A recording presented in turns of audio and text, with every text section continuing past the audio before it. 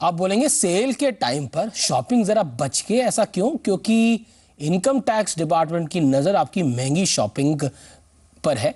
नजर रखने की सरकार की योजना से रिटेलर्स बिल्कुल खुश नहीं है। रिटेलर्स के मुताबिक एक और सरकार चाहती है कि खपत बढ़े और इकॉनमी पटरी पर लौटे, और वहीं सरकार ग्राहकों के खर्चों पर भी निगरानी करना चाहती है। रिटेलर्स के मुताबिक सरकार के ऐसे फैसलों से ग्राहकों में डर पैदा हो जाएगा और उनको लगेगा डर।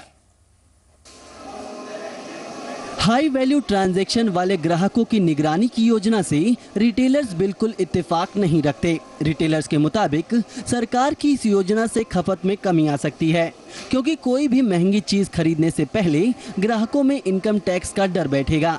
उनके मुताबिक एक और तो सरकार चाहती है कि इकोनॉमी में खपत बढ़े और ग्रोथ की रफ्तार लौटे, वहीं ग्राहकों के मन में खौफ भी भर रही है।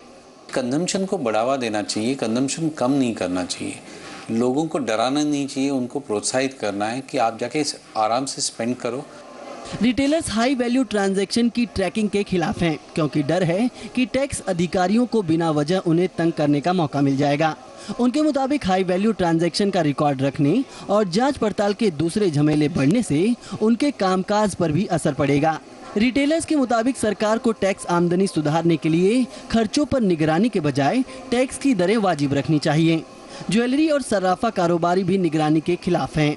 गोल्ड 70 से 75% गोल्ड रूरल एरिया बाइंग करती है, जिसके पास डीमैट अकाउंट नहीं होता है, बैंक अकाउंट नहीं रहता है। काफ़ी बार भी मैं कह चुका हूँ, उनके लिए कोई पाबंदी नहीं है और बेसिकली गोल्ड वही खरीदते हैं।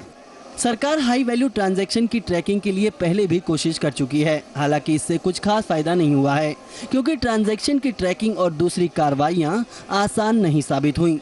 आप यदि महंगी चीज़ों के शौकीन हैं और नई महंगी चीज़ खरीदने का मन बना रहे हैं तो ध्यान रखिए, आपकी हर ट्रांजैक्शन पे आप इनकम टैक्स की नज़र है। तरुण शर्मा, जी बिजनेस, मुंबई। तो आप तरुण के पीछे जो गाड़ी देख रहे थे, अगर वो खरीदने की सोच रहे हैं तो थोड़ा ध्यान से खरीदिएगा, क्योंकि समस्या हो सकती है। केडिया साहब, एक चीज मैं जानना चाह रहा था।